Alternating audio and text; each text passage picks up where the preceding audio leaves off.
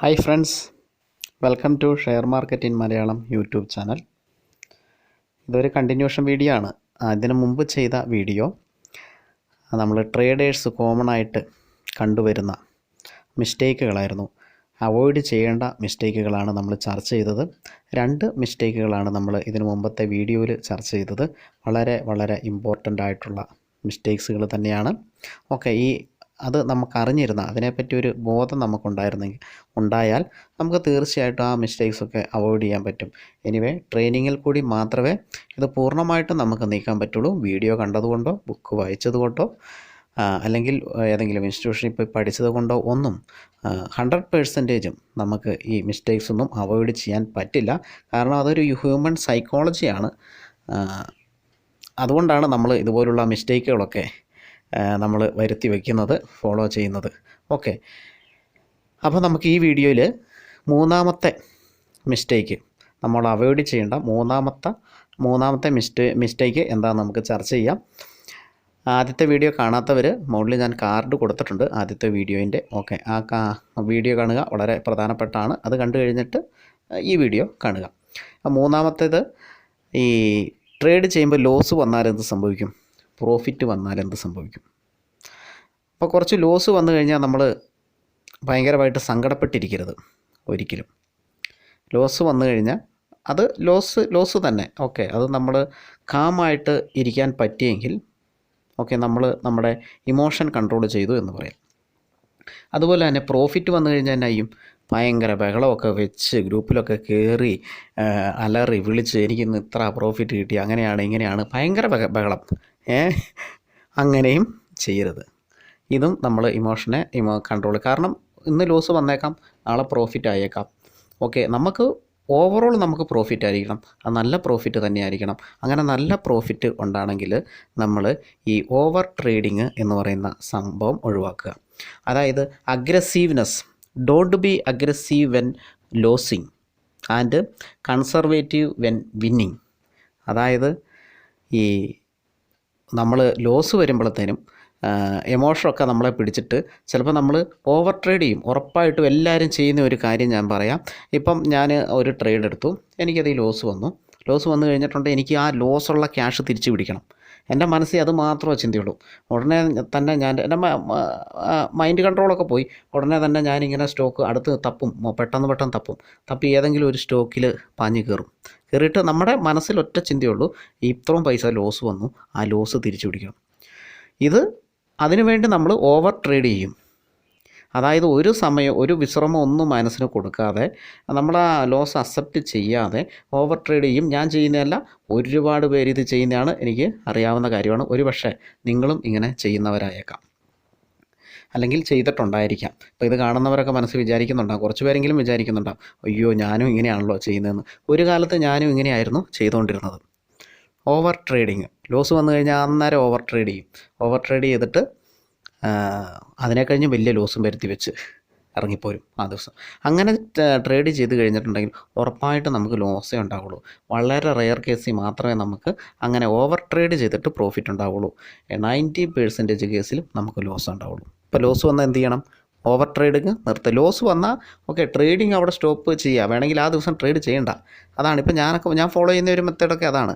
എനിക്ക് ഒരു ട്രേഡിൽ ലോസ് വന്നാൽ ഓക്കെ, ആ ലോസ് നമുക്ക് അക്സെപ്റ്റ് ചെയ്യുന്ന നമ്മൾ ലോസാണ്, കാരണം സ്റ്റോപ്പ് ലോസൊക്കെ വെച്ചിട്ട് തന്നെയാണ് ട്രേഡ് ചെയ്യുന്നത്. അപ്പോൾ ലോസ് വന്നാൽ ഓക്കെ, ലോസ്, നോ പ്രോബ്ലം. പിന്നെ സ്റ്റോക്ക് വേണമെങ്കിൽ കുറച്ച് കഴിഞ്ഞ് ഒരു കുറച്ച് നേരം എന്തെങ്കിലും കോമഡിയോ സിനിമയോ എന്തെങ്കിലും കണ്ട് ഫ്രണ്ട്സുണ്ടായ വർത്തമാനമൊക്കെ പറഞ്ഞ് ചായ കുടിക്കണം, ചായയൊക്കെ കുടിച്ച് ഫുഡ് കഴിക്കണം. ഫുഡൊക്കെ കഴിച്ച് കഴിഞ്ഞിട്ട് അന്നേരത്തേന് നമ്മുടെ മനസ്സ് കാമാവും. പിന്നെ നമ്മൾ അത്രയൊക്കെ ചെയ്ത് കഴിഞ്ഞാൽ പിന്നെ നമ്മൾ നോർമലി അന്നൊരു ട്രേഡ് വേണ്ട എന്ന് വെക്കും, അതേ ഉള്ളൂ. അല്ല, അത്രയും ചെയ്ത് കഴിഞ്ഞിട്ട് നമ്മളൊരു സ്റ്റോക്ക് സെലക്ട് ചെയ്യാൻ പോയാൽ ചിലപ്പോൾ നമുക്ക് നല്ല സ്റ്റോക്ക് കിട്ടിയില്ല എങ്കിൽ, നല്ലൊരു ചാൻസ് കിട്ടിയില്ല എങ്കിൽ തീർച്ചയായിട്ടും നമ്മൾ അന്ന് ട്രേഡ് വേണ്ടാന്ന് വെക്കും. പിറ്റേ ദിവസം ട്രേഡ് ചെയ്തിട്ട് ചിലപ്പോൾ ആ പോയ ലോസിൻ്റെയൊക്കെ 2-3 ഇരട്ടി പ്രോഫിറ്റ് കൊണ്ട് പോരുകയും ചെയ്യും. ഇങ്ങനെയാണ് സംഭവിക്കുന്നത്. അപ്പോൾ ലോസ് വന്നു കഴിഞ്ഞാൽ ഓവർ ട്രേഡ് ഒരു കാരണവശാലും ചെയ്യരുത്. ഓക്കെ, അല്ലെങ്കിൽ ചെയ്തോളൂ, കുഴപ്പമില്ല. പക്ഷേ അതിൻ്റേതായ സമയം, വിശ്രമം എല്ലാം കഴിഞ്ഞ് ഈ ഒരു ഫീലിങ്സ് ഒന്നും മനസ്സിലില്ലാതെ ഒരു കൂൾ മൈൻഡായിട്ട് വന്നിട്ട് ചെയ്യുവാണെങ്കിൽ നോ പ്രോബ്ലം. ഇല്ലെങ്കിൽ ക്യാഷ് പോകും. ഒരുപാട് പേരുടെ ക്യാഷ് പോയേക്കുന്ന ഇങ്ങനെയാണ്. അതുപോലെ തന്നെ വേറെ ഒരു സംഭവമുണ്ട്, ഇതിൻ്റെ നേരെ ഓപ്പോസിറ്റാണ്. അതായത് കൺസർവേറ്റീവ്. അതായത് നമുക്ക് പ്രോഫിറ്റ് വന്നു, നമ്മൾ രാവിലെ ഒരു ട്രേഡ് ചെയ്തു, നല്ലൊരു പ്രോഫിറ്റ് കിട്ടി, പിന്നെ ഓവർ കോൺഫിഡൻസ് ആണ്, വീണ്ടും ഓവർ ട്രേഡ് ചെയ്യും. ഓവർ കോൺഫിഡൻസ് ആയിട്ട് ചാടി കയറിയ ഒരു സ്റ്റോക്കിലേക്ക് ഏതിലൊക്കെ ഒന്നും നോക്കാതെ, കാരണം ഓവർ കോൺഫിഡൻസ് നമുക്ക് ഗ്രീഡിനെസ് കൂടും, ആർത്തി കൂടിയിട്ട് നമ്മൾ വീണ്ടും ട്രേഡ് ചെയ്യും. ഇങ്ങനെ മിക്കവർക്കും ഇപ്പം ഇത് കേൾക്കുന്ന ചിലർക്കെങ്കിലും അറിയാമായിരിക്കാം. ഉച്ചവരെ പ്രോഫിറ്റായിരുന്നു, ഉച്ച കഴിഞ്ഞ് ഞാൻ ട്രേഡ് ചെയ്തു, അതിൽ ആ പ്രോഫിറ്റ് മൊത്തം പോയി, അതുകൂടാതെ ലോസുമായി എന്ന് പറയുന്നവർ പലരും ഉണ്ടാകാം നമ്മുടെ ഓഡിയൻസിൽ. ഓക്കെ, അതുകൊണ്ട് തന്നെ നമുക്കൊരു സിസ്റ്റം വേണം. ഒരു ദിവസം എൻ്റെ കാഴ്ചപ്പാടി ഒരു ട്രേഡ്, അല്ലെങ്കിൽ ഇപ്പോഴൊക്കെ പണ്ടൊക്കെ എന്ന് പറഞ്ഞാൽ 6, 10, 15 ട്രേഡാണ് ഒരു ദിവസം ചെയ്യുന്നത് സ്റ്റോക്കിൽ. അതിൽ നമുക്ക് കോൺസെൻട്രേഷൻ കിട്ടില്ല, എന്തായാലും എനിക്ക് കിട്ടില്ല, അങ്ങനെ ഒരു കോൺസെൻട്രേഷൻ കിട്ടത്തില്ല. കറക്റ്റായിട്ട് പ്രോപ്പറായിട്ട് എനിക്ക് പ്രോഫിറ്റും ലോസും എടുക്കാൻ പറ്റാറില്ല, എല്ലാ ട്രേഡിലും പറ്റില്ല.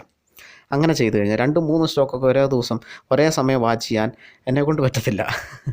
ഓക്കെ, പിന്നെ അത് സ്റ്റോപ്പ് ലോസും ടാർഗറ്റും ഒക്കെ ചെയ്ത് ട്രെയിനിങ് സ്റ്റോപ്പ് ലോസൊക്കെ വെച്ചിട്ട് വേണമെങ്കിൽ ചെയ്യാം. ഓക്കെ, അത് വിഷയമില്ല, അത് നമുക്ക് വേണ്ടി സിസ്റ്റം വർക്ക് ചെയ്തോളും, നോ പ്രോബ്ലം. നമ്മളവിടെ പോയിട്ട് സെല്ല് ചെയ്യാനോ ബൈ ചെയ്യാനോ ഒന്നും നിൽക്കേണ്ട കാര്യമില്ല, സിസ്റ്റം ചെയ്തോളൂ, അതിന് കുഴപ്പമില്ല. ഓക്കെ, എൻട്രി മാത്രം നമ്മൾ എടുത്തു കൊടുത്താൽ മതി, അത് ഓക്കെ.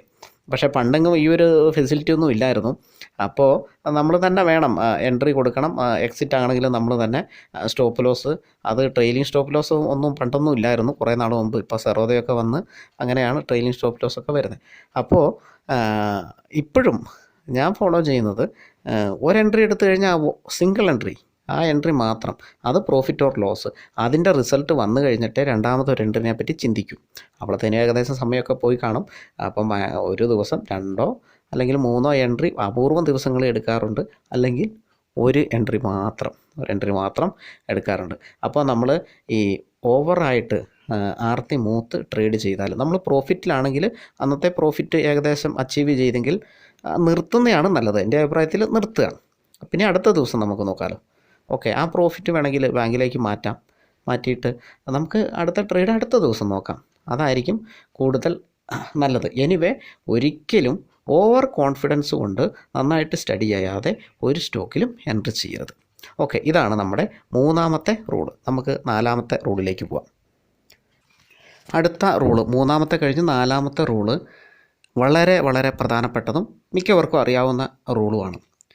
ആ റൂള് ഇങ്ങനെയാണ്: ഡോണ്ട് ഗോ എഗെയിൻസ്റ്റ് ട്രെൻഡ്. അത് അല്ലെങ്കിൽ don't trade against the trend. ട്രെൻഡിന് എഗെയിൻസ്റ്റ് ട്രേഡ് ചെയ്യും, മനസ്സിൽ കുറിച്ചിടുക, ട്രെൻഡിന് എഗെയിൻസ്റ്റ് ഒരിക്കലും ട്രേഡ് ചെയ്യരുത്. കാരണം വളരെ പെട്ടെന്ന് ലോസ് വന്ന് ആ ട്രേഡ് കഴിയാനുള്ള സാധ്യതയുണ്ട്. ട്രെൻഡ് മനസ്സിലാക്കാൻ മിക്കവർക്കും അറിയായിരിക്കും. ട്രെൻഡ് നമ്മൾ RSI നോക്കും, സൂപ്പർ ട്രെൻഡ് നോക്കും, MACD നോക്കും, പാരാബോളിക് സാർ നോക്കും, പിന്നെ എന്താ വേറെയുണ്ട് ADX. അങ്ങനെ നമ്മൾ പല ഇൻഡിക്കേറ്റർ നോക്കിയായിരിക്കും ട്രെൻഡ് മനസ്സിലാക്കുന്നത്. മൂവിങ് ആവറേജ് നോക്കിയും ട്രെൻഡ് മനസ്സിലാക്കുന്നുണ്ട്. എനിവേ, എന്ത് മെത്തേഡ് നമ്മൾ ഉപയോഗിച്ചോ, ട്രെൻഡ് ബുള്ളിഷ് ട്രെൻഡാണെന്ന് മനസ്സിലാക്കി കഴിഞ്ഞിട്ടുണ്ടെങ്കിൽ ബൈ സൈഡേ പോകാവുള്ളൂ, ബിയറിഷ് ട്രെൻഡാണെന്ന് മനസ്സിലാക്കി കഴിഞ്ഞാൽ സെൽ സൈഡേ പോകാവുള്ളൂ, അത് നിർബന്ധമാണ്. അപ്പം ഇതിൽ സംഭവിക്കുന്ന ഒരു മിസ്റ്റേക്ക് ഞാൻ പറഞ്ഞുതരാം. എനിക്കൊക്കെ സംഭവിച്ച, അതായത് സാധാരണ എല്ലാവർക്കും സംഭവിക്കുന്ന ഒരു മിസ്റ്റേക്ക്, നമുക്ക് ഒരു ട്രെൻഡ് പെട്ടെന്ന് മനസ്സിലാക്കാൻ പറ്റിയില്ല. ഒരു സ്റ്റോക്ക് അല്ലെങ്കിൽ ഒരു ഇൻഡെക്സ് താഴേക്ക് പോവാണ്, okay, bearish, no problem, bearish. അതിൽ നമുക്കൊരു എൻട്രി എടുക്കാൻ പറ്റിയില്ല എന്ന് വിചാരിക്കുക. ബിയറിഷിൽ ഒരു സെൽ എൻട്രി നമുക്ക് എടുക്കാൻ പറ്റില്ല, കാരണം നമ്മൾ കണ്ടില്ല, ബിയറിഷ് നമ്മൾ കണ്ടില്ല, അപ്പോൾ നമുക്കൊരു സെൽ എൻട്രി എടുക്കാൻ പറ്റിയില്ല. അപ്പോൾ ഇതിങ്ങനെ താഴേക്ക് പോയിക്കൊണ്ടിരിക്കുമ്പോൾ കുറച്ച് താഴെ എത്തിക്കഴിയുമ്പം നമുക്ക് തോന്നും, ഇത്രയും ഈ സാധനം താഴേക്ക് വന്നു, ഇനി ഇത് മുകളിലേക്ക് പോകാൻ സാധ്യതയുണ്ട്, ഇനി മുകളിലേക്ക് പോകാൻ സാധ്യതയുണ്ട്. അപ്പോൾ ട്രെൻഡ് അവിടെ ഓർക്കുക, ട്രെൻഡ് ബിയറിഷ് ട്രെൻഡാണ്, താഴേക്ക് വന്നുകൊണ്ടിരിക്കുകയാണ് സ്റ്റോക്ക്. അപ്പോൾ നമുക്ക് ആ സ്റ്റാർട്ടിങ് പോയിന്റിൽ അല്ലെങ്കിൽ ഒരു കുറച്ച് എത്തിക്കഴിഞ്ഞപ്പോൾ പോലും നമുക്ക് എൻട്രി എടുക്കാൻ പറ്റിയില്ല. അപ്പോൾ നമ്മുടെ മനസ്സിൽ നമ്മളിങ്ങനെയാണ് വിചാരിക്കുന്നത്, ഈ സംഭവം താഴേക്ക് വരികയാണ്, അപ്പോൾ ഇത്രയും താഴേക്ക് വന്നു, കഴിഞ്ഞ പ്രാവശ്യമൊക്കെ ഏകദേശം ഇത്രയും താഴേക്ക് വന്നപ്പോഴത്തേന് മുകളിലേക്ക് പോയതാണ്, അപ്പോൾ ന്യായമായിട്ട് ഇവിടെ ഒരു ബൈ എൻട്രി എടുക്കാം എന്ന് വിചാരിക്കും. അങ്ങനെ എടുക്കുന്ന ബൈ എൻട്രി, അതാണ് ട്രെൻഡിന് എഗെയിൻസ്റ്റ് ആയിട്ട് ചെയ്യുന്ന ട്രേഡ്. അത് വളരെ ഡേഞ്ചറാണ്, അങ്ങനെ ഒരിക്കലും ചെയ്യരുത്. നിങ്ങൾക്ക് ആ ട്രെൻഡ് സ്റ്റാർട്ട് ചെയ്തപ്പം ഒരു സെൽ എൻട്രി എടുക്കാൻ പറ്റിയില്ല എങ്കിൽ വിട്ടേക്കുക. ഓക്കെ, ആ ട്രെൻഡ് റിവേഴ്സ് ആകട്ടെ, അല്ലെങ്കിൽ അതിൽ ഒരു സെൽ എൻട്രി മാത്രമേ എടുക്കാവുള്ളൂ. അത് റിവേഴ്സ് ആകാത്തിടത്തോളം കാലം അതിൽ ബൈ എൻട്രി എടുക്കരുത്. ഇങ്ങനെ ക്യാഷ് പോയ ഒരുപാട് ഫ്രണ്ട്സിനെ എനിക്കറിയാം. എൻ്റെയും ഇങ്ങനെ പോയിട്ടുള്ളതാണ്. ഞാനും അതിൽ ഒരു എക്സെപ്ഷനൊന്നുമല്ല, എൻ്റെയും അതിലേക്ക് പോയിട്ടുള്ളതാണ്.